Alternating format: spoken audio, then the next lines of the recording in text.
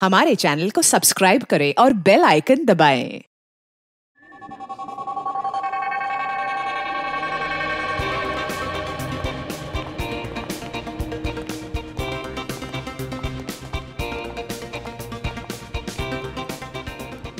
Hello, welcome mister Chandra.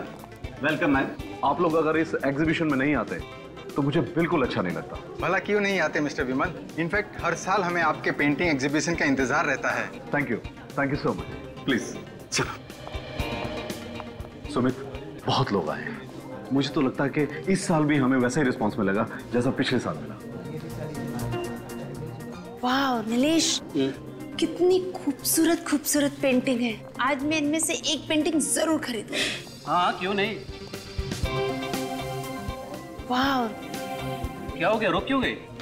Nilesh, ये कितनी खूबसूरत पेंटिंग है, देखो इसे। अदिति, ये पेंटिंग तो मुझे कुछ समझ में नहीं आई, फ्रैंकली स्पीकिंग। वही तो मुझे पसंद है। This is too good. Nilesh, ये पेंटिंग मुझे जरूर चाहिए। इसको बुक कर दो, इससे पहले कोई और ले ले। ओके बाबा, ओके। आओ सुमित और विमल से बात करते इस बारे में। आओ।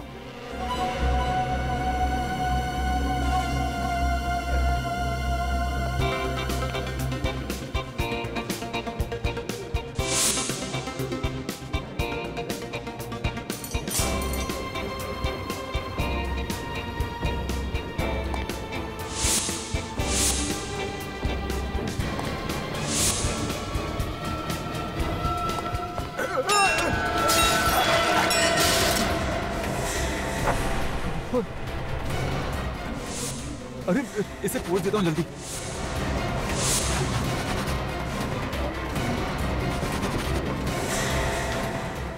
ये तो ऑयल पेंट नहीं है। ऑयल पेंट होता तो निकलता नहीं। ओह माय गॉड, तुमने ये पेंटिंग खराब कर दी। ये कौन है? एक्चुअली मेरा पैर फिसल गया था और इसी वजह से मेरी कोल्ड ड्रिंक इस पेंटिंग पर गिर गई थी। लेकिन देखिए आप, यहाँ पर खून है। एक तो तुमने पेंटिंग खराब कर दी, ऊपर से बकवास कर रहे हो। अरे मैं सच कह रहा हूँ, विश्वास कीजिए आप मेरा। ऐसा कीजिए, आप खुद देख लीजिए। यहाँ देखिए, ये यहाँ पर।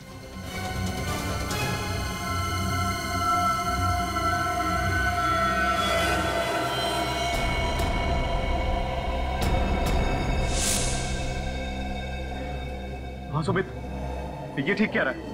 ये तो वाकई खून है, लेकिन पेंटिंग पे खून कहां से आया? मुझे तो समझ नहीं आ रहा। हमें सीआईडी को फौरन बुलाना पड़ेगा।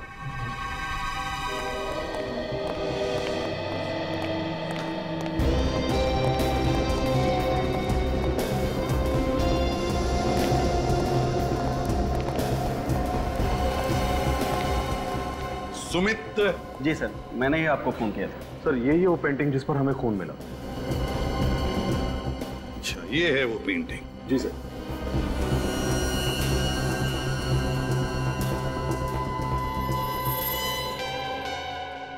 ये क्या है? पेंटिंग तो गीली है। सर, इस पे कोल्ड ड्रिंक गिर गई थी, इसलिए गीली हो गई। Cold drink? कैसे हुआ ये सब? सबसे पहले किसको पता चला कि पेंटिंग पर खून है? सर, मैंने देखा था। एक्चुअली मेरे हाथ से ही कोल्ड ड्रिंक पेंटिंग पर गिर गई थी। मैं हड़बड़ाहट में इसे साफ करने गया तो पता चला कि ऑयल पेंट नहीं, खून है। सुमित, ये पेंटिंग का एग्जीबिशन तुमने ही ऑर्गेनाइज किया है? सर, हम दोनों ने। ये विमल है, मेरे बिजनेस पार्टनर। हर साल हम लोग ये एग्जीबिशन ऑर्गेनाइज करते हैं। कितने सालों से बिजनेस का पार्टनरशिप है आपकी? सर, 3 साल की। 3 साल की बिजनेस पार्टनरशिप है। अच्छा। सब बाकी सारी पेंटिंग्स पर पेंटर का नाम और उस पेंटिंग का दाम भी लिखा है, पर इस पेंटिंग पर ऐसा कुछ भी नहीं लिखा। पेंटिंग्स को एग्जीबिशन में डिस्प्ले करने से पहले आपने अच्छी तरह से जांच नहीं की? क्यों जांच नहीं की? क्यों नहीं की जांच? जब इतने बड़े एग्जीबिशन में सेलिब्रिटीज आने वाले थे, वीआईपीज आने वाले थे, हैं? इतनी लापरवाही? सर, हमने खुद एक एक पेंटिंग चेक की थी। यहाँ पे जितनी भी पेंटिंग्स लगी हैं, उन आर्टिस्ट की लिस्ट है हमारे पास। हाँ सर, हमने 40 पेंटिंग्स मंगवाई थी और सारी पेंटिंग्स अच्छे से जांच परख करने के बाद ही मेरे स्टाफ ने गोडाउन में रखी थी। हाँ, लेकिन ये वाली जो पेंटिंग है, ये उसमें नहीं थी सर। रजत, जरूर पेंटिंग की अदला बदली हुई है, अदला बदली जरूर हुई है। सर हो सकता है इनके चेक करने के बाद जब इन्होंने गोडाउन भिजवाया पेंटिंग्स को तो गोडाउन में किसी ने पेंटिंग बदल दी। हो सकता है। गोडाउन चेक करो, देखो अगर 40 पेंटिंग्स यहां पर है तो 41वां पेंटिंग गोडाउन में ही होना चाहिए। शायद उसी पेंटिंग के जगह पर ये खून वाली पेंटिंग लगाई है। पूर्वी तुम भी जाओ। सर वैसे तो मैं आर्ट के बारे में ज्यादा कुछ नहीं जानता, मगर ये पेंटिंग देख के तो कुछ भी समझ में नहीं आ रहा है। ये पेंटिंग है? हाँ फ्रेडी, ये पेंटिंग ही है। इस पेंटिंग को गौर से देखो। ये पेंटिंग बनाने में आर्टिस्ट ने अलग अलग तरीके इस्तेमाल किए हैं, अलग अलग तरीके से पेंट किया है। ये देखो, यहां लगता है कि पेंट छिड़का है, तो यहां देखो, यहां लगता है कि पेंट ऐसे फेंका है। ब्रश के स्ट्रोक्स भी हैं।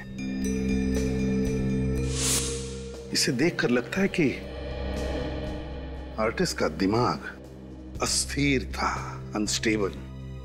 ये देखो, ये बच्चे का चेहरा, रोता हुआ बच्चा। इसका एक ही मतलब निकलता है फ्रेडी, जरूर इस आर्टिस्ट के बचपन में कोई बुरा हादसा हुआ होगा जिसकी वजह से उसने खून से पेंटिंग बनाई, खून से। तुम्हारे यहाँ के पेंटिंग्स और पेंटर्स सबकी लिस्ट चाहिए हमें। Okay sir. हाँ, हमने पूरा गोडाउन चेक किया। हाँ, कोई पेंटिंग नहीं मिली। कोई पेंटिंग नहीं मिली? मतलब हमारा शक सही निकला, असली पेंटिंग गायब है। आपके और आपके स्टाफ के अलावा और किसी ने हाथ लगाया था इस पेंटिंग को? सर हम किसी को भी हाथ नहीं लगाने देते। किसी को भी नहीं? जी नहीं। मेहमानों को भी नहीं? जी नहीं। काम करो, विमल और सुमित और उनके पूरे स्टाफ मेंबर्स सबके उंगलियों के निशान ले लो। उंगलियों के निशान? वो किस लिए सर? फ्रेडी, जिसने भी ये पेंटिंग यहां पर लगाई होगी उसके उंगलियों के निशान तो आए ही होंगे इस पर, है ना? तो बस वो उंगलियों के निशान बाकी सारे लोगों के उंगलियों के निशान के साथ मैच करके देखेंगे, पता चल जाएगा। इसे फोरेंसिक लैब भेज दो। हाँ चलो, और जैसे ही कुछ पता चले हम आपको बता देंगे।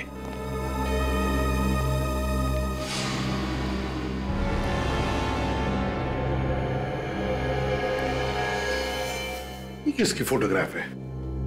सर ये मेरा परिवार है, ये मेरी पत्नी और बच्चे।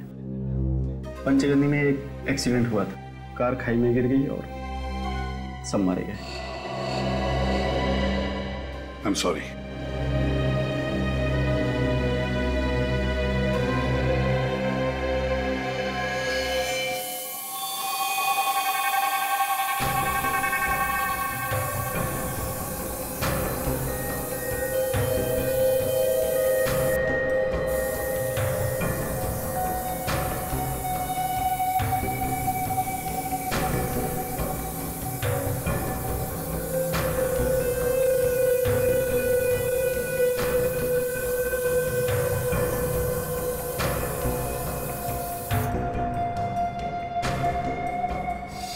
देखा बस, इसका मतलब वाकई ये पूरी की पूरी पेंटिंग खून से बनी हुई है, इंसान के खून से। क्या? इंसान के खून से?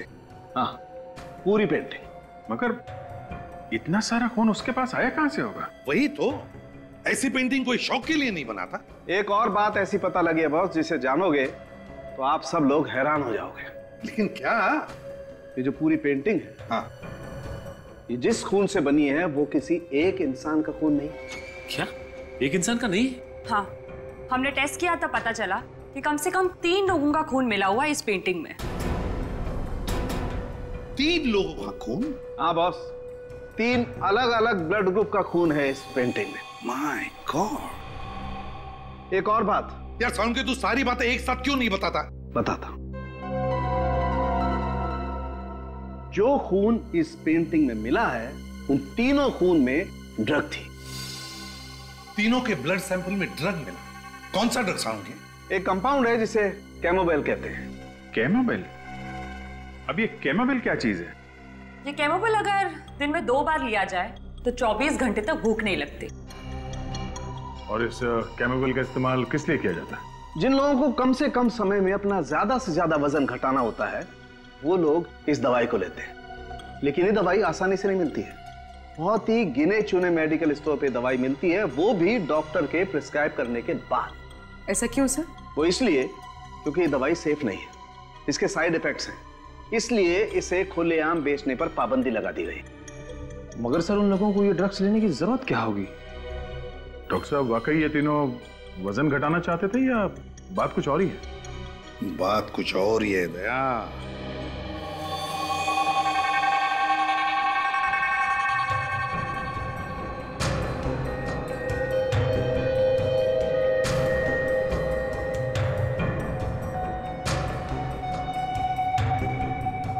खून भरी पेंटिंग,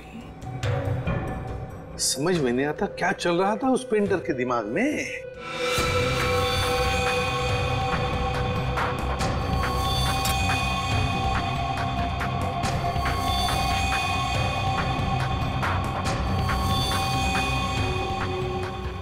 मुझे तो ये पेंटिंग बहुत अजीब लगती है। तो गौर से देखिए सर, चारों तरफ ये खून फैला हुआ है, किसी भी चीज को कोई ठोस आकार नहीं दिया गया।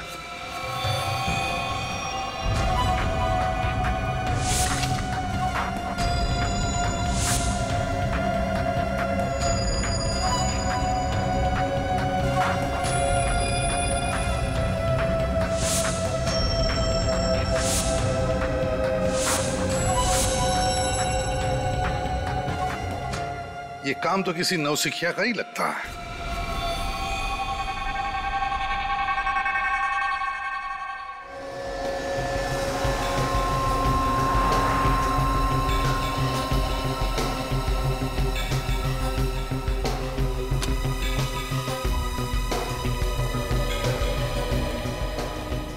कहिए सर, आपको कौन सा साइज का फ्रेम दिखाऊं? अरे नहीं, हम लोग फ्रेम लेने नहीं आए, हम सीआईडी से। सीआईडी? बात क्या है सर? कोई खास बात नहीं है, आपसे कुछ जानकारी चाहिए थी हम।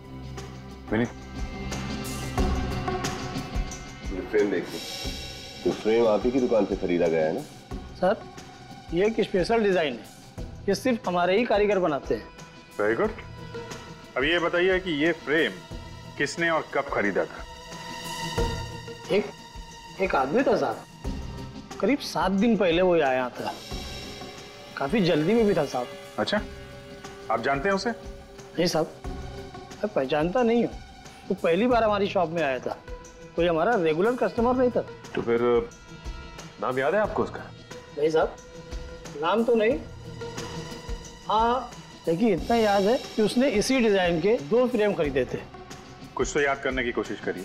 वो दिखता कैसा था, क्या कपड़े पहना था, उसका हुलिया कैसा था? इतना तो याद नहीं है सर, पर हाँ, इस फ्रेम को खरीदने वाले कस्टमर का कुछ रिकॉर्ड है मेरे पास, मैं चेक करता हूँ। हाँ प्लीज।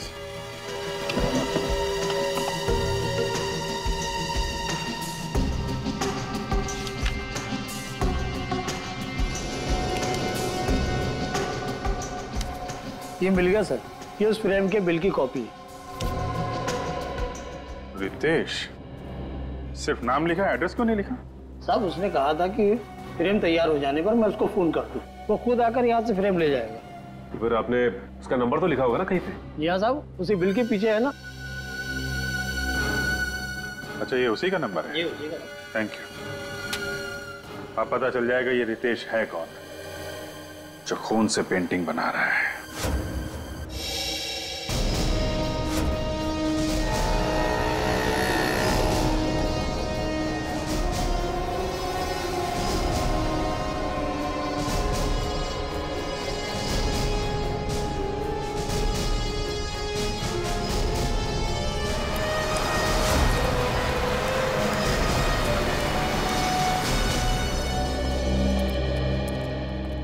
आइए सर।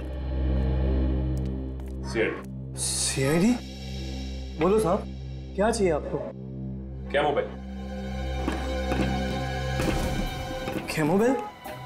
हमारी दुकान में ऐसी कोई दवाई नहीं मिलती साहब। ये कैमोबेल ड्रग का नाम सुनते ही आपके पसीने क्यों छूटने लगे? आप इतने हड़बड़ा क्यों गए?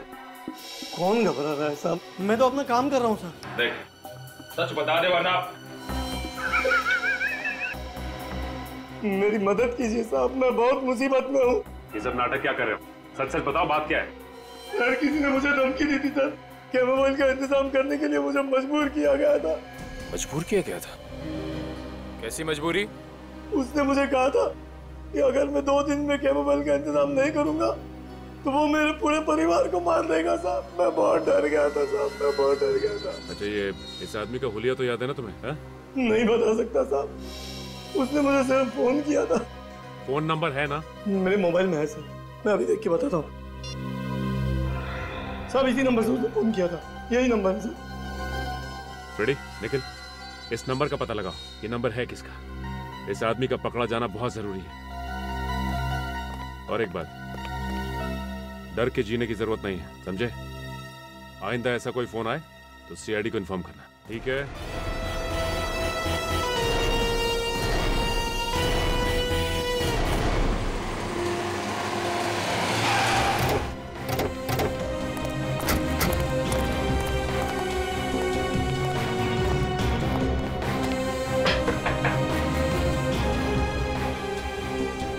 सर, लगता है कि अंदर कोई नहीं है।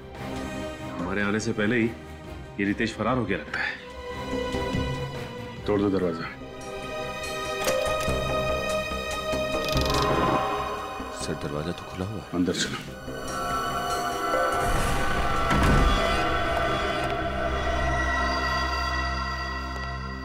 घर का तो सारा सामान बिखरा पड़ा है सर। हाँ, लगता है यहाँ पे हाथापाई हुई है। सर, ये रितेश तो कहीं दिखाई नहीं दे रहा यहाँ। पूरा घर चेक करो।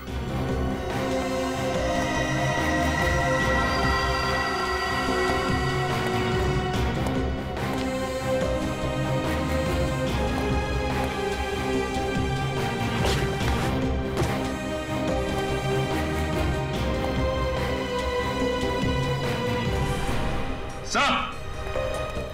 हाँ सर जी। सर, ये देखिए, ये सारी की सारी पेंटिंग इस बिस्तर के नीचे छुपाई हुई थी।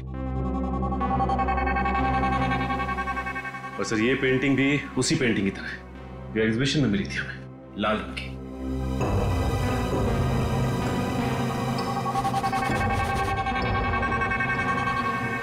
खून?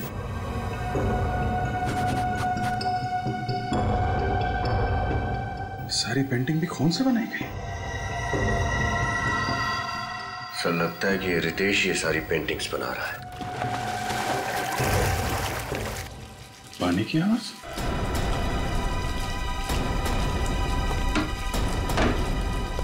My God!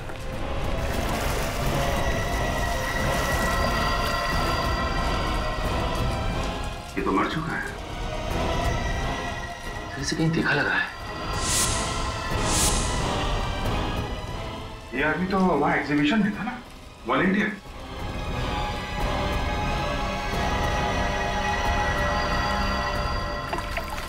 ये देखिए, ये इसके हाथ पे ये हल्का हल्का सा निशान। सर, हम तो सोच रहे थे कि सब कुछ इस रितेश ने किया है, लेकिन इसे भी किसी ने मार दिया।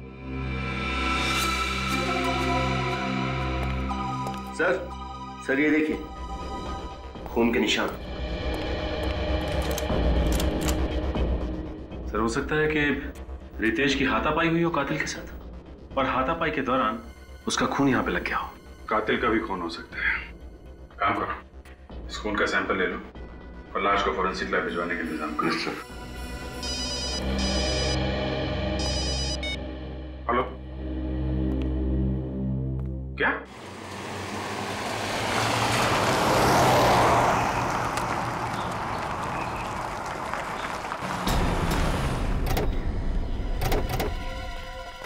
तब मैंने आप लोगों को फोन किया था, तब मैंने वो लाश देखी। बहुत भयानक लग रही है लाश। लाश कहाँ? वहाँ है साहब, वो देखो। एक मिनट, आप यहीं रुकिए।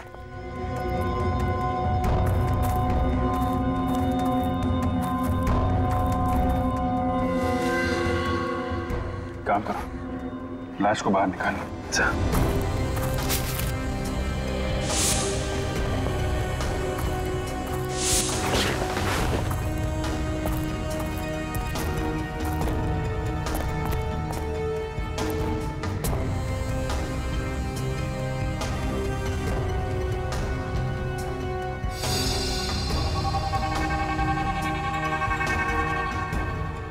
सर सच में ये लाश तो बहुत बुरी कंडीशन है।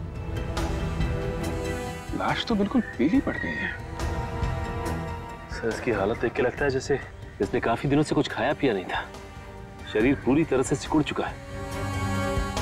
और सर लगता है इस लाश का चेहरा जानबूझकर बिगाड़ा गया है।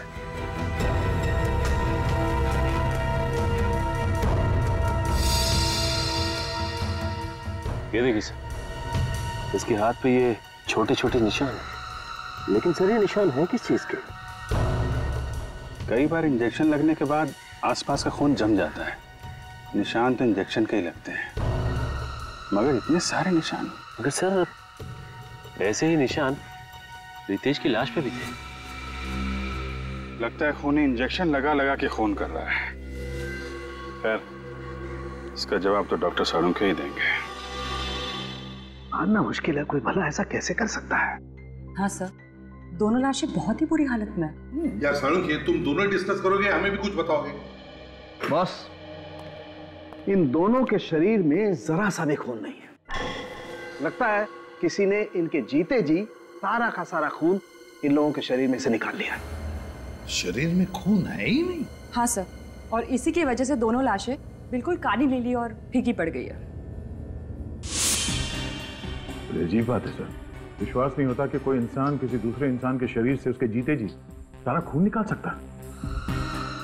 इन दोनों के शरीर में इंजेक्शन के बहुत सारे निशान हैं। ऐसा लगता है किसी ने बार बार सुई घोंप घोंप कर इनके शरीर से सारा का सारा खून निकाला है। और खून की कमी की वजह से इस लड़के की मौत हुई है। और सर उस रितेश की मौत की वजह भी यही है। खून तो रितेश के शरीर में से भी निकाला गया, लेकिन मौत इसकी पानी में डूबने की वजह से हुई। इसके फेफड़ों में हमें पानी मिला है। सर ये खूनी वही आदमी है जो पेंटिंग बनाता है।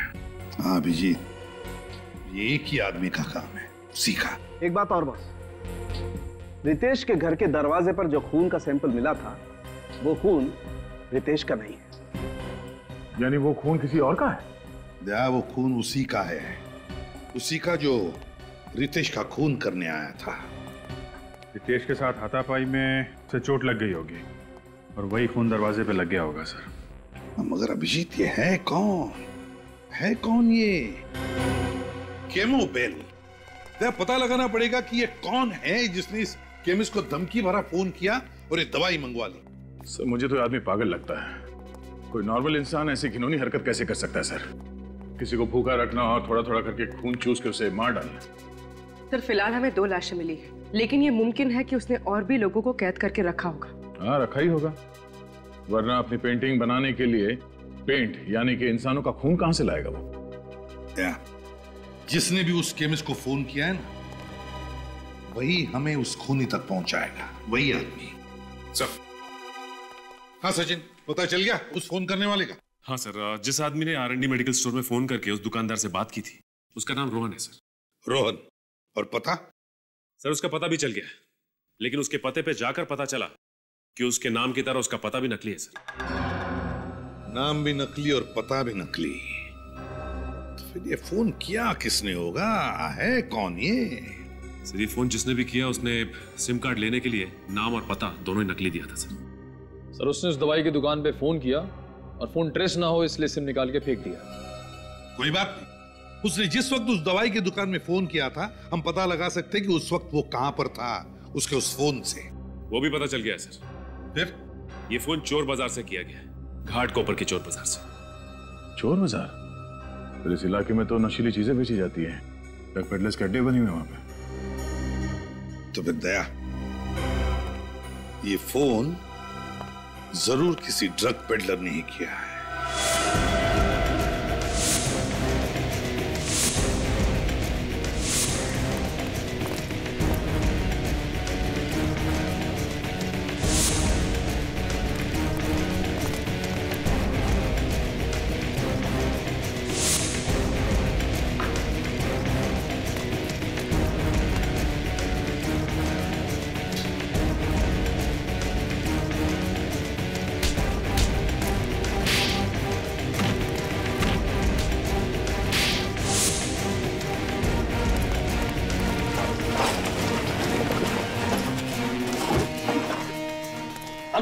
खेल है।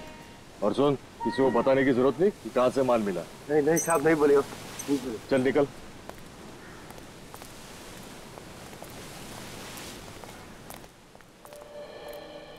अरे भाई, अपने को दवा मांगता है क्या? मोबाइल मिलेगा क्या? अरे अपने पास ऐसी कोई दवाई नहीं है रे, अपन दवाई थोड़ी बेचता है। मना मत करना दोस्त, तुमको जितना पैसा चाहिए हम देने को तैयार है। अच्छा, कितना देगा? अरे अपन तो चलती फिरती बैंक है, कितना मांगता है? ऐसा क्या? ये शाने, पहला पैसा बाद में माल। ठीक है, पैसा दिखाएगा हम, लेकिन पहले माल एक हाथ ले और एक हाथ दे। चलते फिरते बैंक। अच्छा है, चलो मेरे साथ। एक मिनट। हाँ बोल पकिया। अरे ये सीआईडी है, बच गए। क्या? हाँ। तुम लोग यहाँ पे रुको, मैं माल लेके आता। हाँ, इधर ही रुकने का।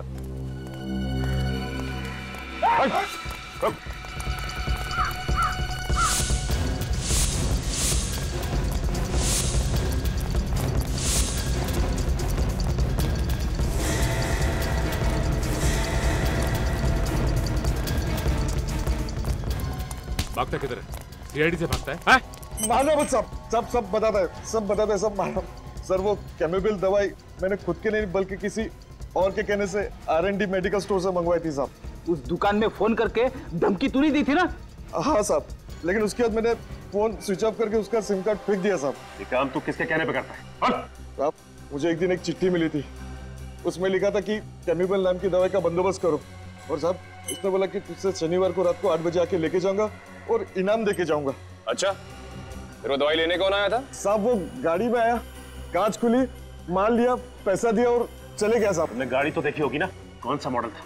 उसका नंबर कुछ तो याद होगा तुम्हें? गाड़ी का नंबर तो याद नहीं है, लेकिन साहब उसके हाथ में बड़ी सी घड़ी थी, जिसका बहुत बड़ा डायल था साहब। कैसी थी वो घड़ी? बहुत झक्कास थी, माँ कसम ऐसा डिजाइन में कभी लाइफ में देखा नहीं साहब। उसके ऊपर बड़े अक्षर से क्यों लिखा हुआ था साहब। क्यों लिखा हुआ? उस घड़ी का रंग, उसका डिजाइन सब कुछ याद है तुम्हें? वो सब कुछ याद है सर। चलो फिर क्यू अक्षर का स्केच बनवाओ, पता चल जाएगा कि घड़ी कौन सी कंपनी की है। पूर्वी, तो घड़ी बनाने वाली कंपनी का नाम पता चला जिसका नाम क्यू से शुरू होता है? Yes sir. सर बस 4 कंपनियों के नाम मिले। 4 कंपनी? अब जरा देखो उन 4 कंपनियों में से वो कंपनी कौन सी है जिसकी घड़ी उस गुनहगार ने पहनी थी। एक बार वॉच कंपनी का नाम पता चल जाए सर, तो गुनहगार का भी पता चल जाएगा।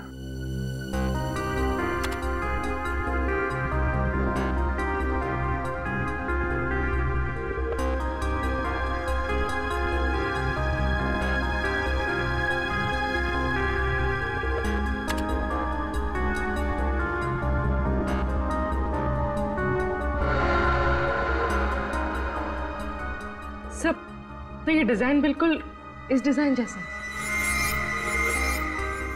हाँ सर,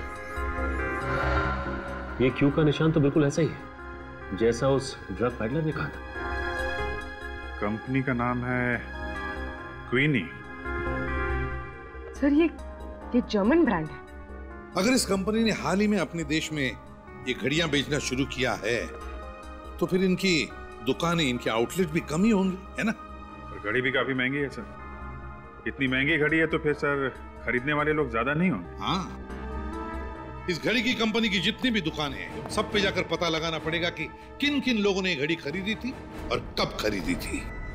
सर ये है क्वीनी वॉच कंपनी का ऑथोराइज आउटलेट। ठीक है, चलो अंदर चल के देखते हैं क्या पता चलता है।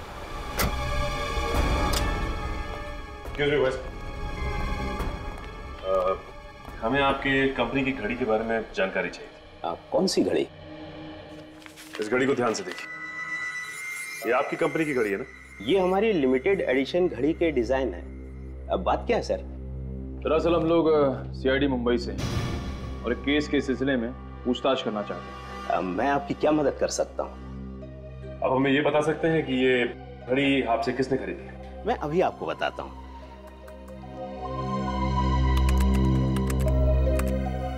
ये रही 6 लोगों की लिस्ट सर। ये शख्स कैसे हो सकता है? ये भला ऐसी साजिश क्यों रचेगा? इस साजिश के पीछे किसका हाथ है ये तो हमें पता चल चुका है, लेकिन साजिश के पीछे कारण क्या है ये इससे मिलने के बाद पता चल जाएगा। सर, ड्रग पैडलर से जिसने कैमोबेल नाम का ड्रग खरीदा था उसका पता चल गया है सर। कि कोई मेरे एग्जीबिशन इवेंट को खराब क्यों करना चाहेगा? हाँ, वो तो मैं तुमसे बाद में बात करता हूँ। सर, आप लोग कुछ पता चला ये किसकी हरकत है? भोला भाला बनने का नाटक कर रहा है। ये घड़ी पहचानते हैं आप? जी हाँ, 2 महीने पहले खरीदी थी मैंने ऐसी घड़ी। लेकिन आप ऐसा सवाल क्यों पूछ रहे हैं? क्योंकि हमें शक है कि उस खून भरी पेंटिंग में तुम्हारा हाथ है। क्या आप इस खून वाली पेंटिंग का इल्जाम मुझ पे लगा रहे हैं? जी हाँ, आप ही ने वो पेंटिंग बनाई और आप ही ने वो दूसरी पेंटिंग हटाकर खून वाली पेंटिंग एग्जीबिशन में रख दी। मैं भला ऐसा क्यों करूंगा? वो इसलिए कि तुमने सोचा बदनामी से डरकर तुम्हारा पार्टनर विमल अपना पेंटिंग का बिजनेस छोड़ देगा और वो सारा धंधा तुम्हारा हो जाएगा। आप मुझ पे ऐसा इल्जाम नहीं लगा सकते, ये सरासर झूठ है। तो फिर सच सच बताओ, घाटकोपर के ड्रग पेडलर राजू से तुमने कैमोबेल नाम का ड्रग क्यों मंगवाया? कैसा ड्रग? कौन सा ड्रग पेडलर? आप क्या कहना चाहते हो? मेरी कुछ समझ में नहीं आ रहा। और हाँ, ये घड़ी मैंने अपने लिए नहीं खरीदी थी, ये मैंने अपने स्टाफ को गिफ्ट दी थी। खुद को बचाने के लिए अब एक नई कहानी। प्लीज आप मेरा विश्वास कीजिए, ये कोई कहानी नहीं है, सच है। तुम्हारे स्टाफ मेंबर का नाम और पता चाहिए हमें।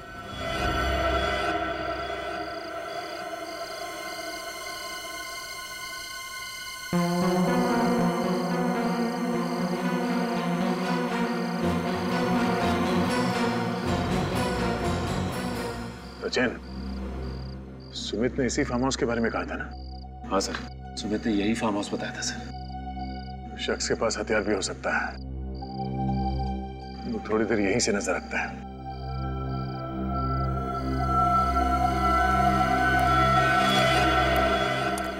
कोई आ रहा है वहां से, पीछे।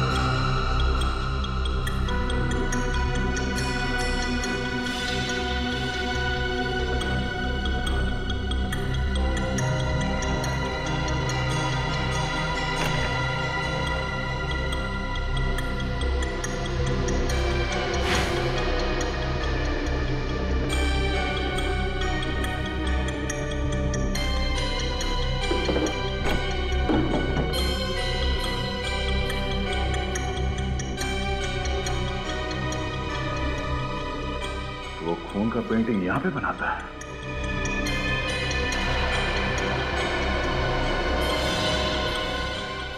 ये क्या? सुमित की पत्नी और बेटा? दूसरा बेटा कहाँ है? जरा हाथ खोलो। ये दोनों तो बेहोश है सर। हाँ?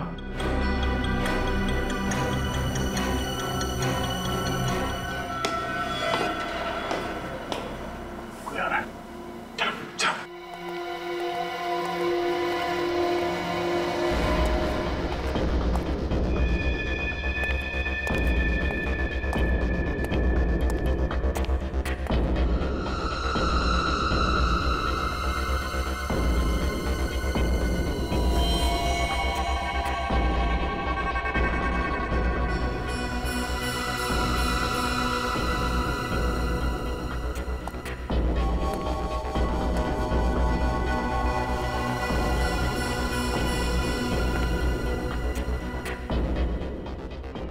सुमित जी तो कह रहे थे कि उनकी पत्नी और दोनों बच्चे एक्सीडेंट में मारे जा चुके हैं।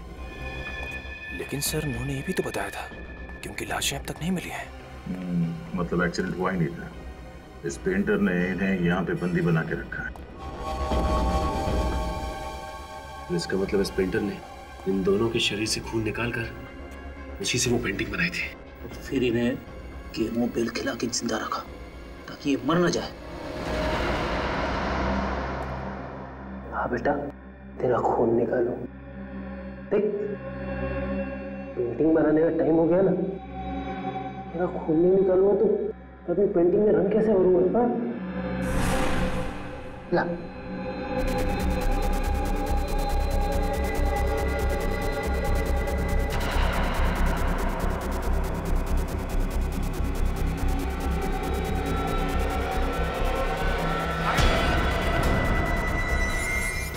सर आप सर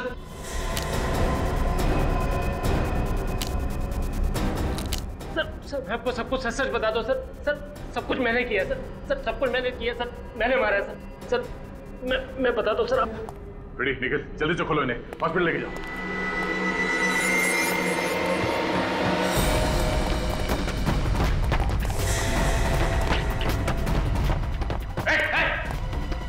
आगे मत आना, आगे मत आना। मैं मारूंगा अपने आपको। चाकू नीचे। पीछे जाओ, मैं मार रहा हूँ। ठीक है, इस बार छोड़ देते हैं हम लोग। अगर आइंदा ऐसा कुछ किया ना तो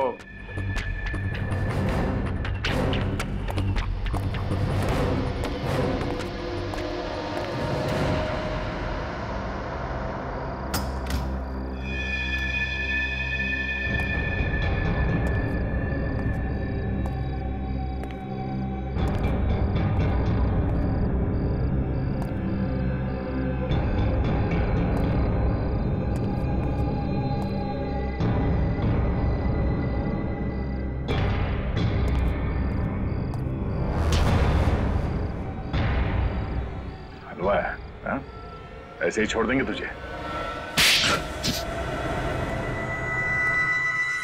कोई सजा देनी है दे दो, अपने किए पे कोई अफसोस नहीं। मैं तो बहुत खुश हूँ। तुम खुश हो?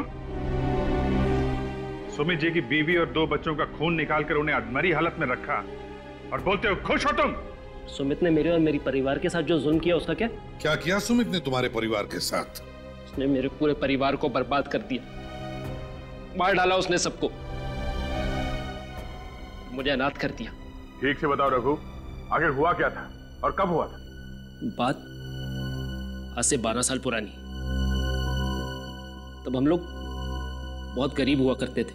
मेरे बाबूजी ने सुमित से कुछ पैसे उधार मांगे थे मेरी बीमार माँ के इलाज के लिए। बाबूजी समय से कर्ज लौटा नहीं पाए, तो उन्होंने मोहलत मांगी। मोहलत की एवज में सुमित ने मेरे बाबूजी से गुलामों की तरह दिन रात काम करवाया। और जब इतने से भी उसका दिल नहीं भरा तो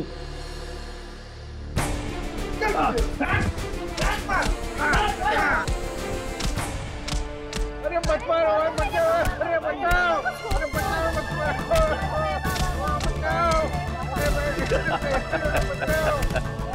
आइए बचाओ, बचाओ, अरे बचाओ, अरे मत मारो, बचाओ।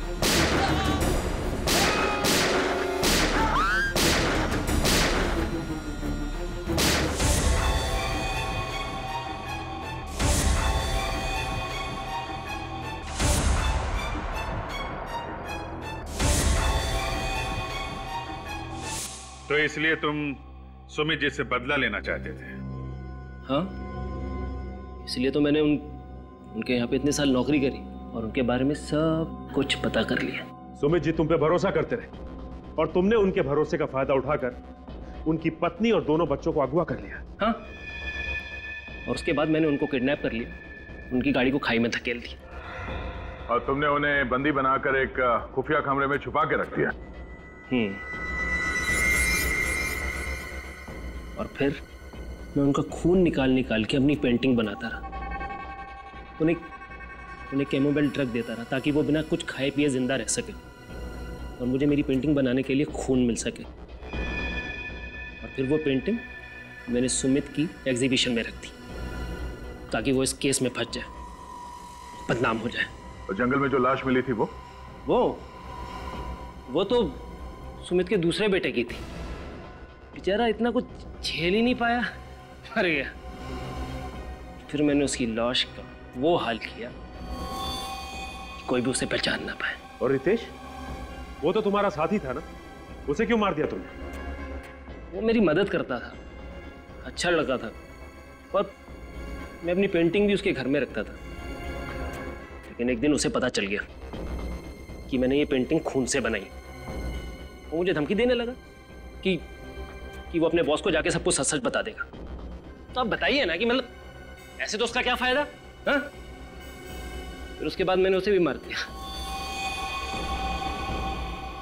सर, इसकी दिमागी हालत कुछ ठीक नहीं लगती। हाँ दया,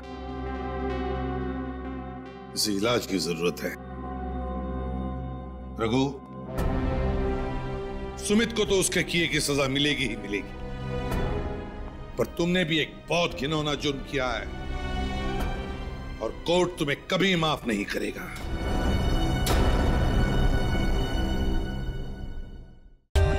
For more updates, subscribe to our channel, click the show links and enjoy watching the videos.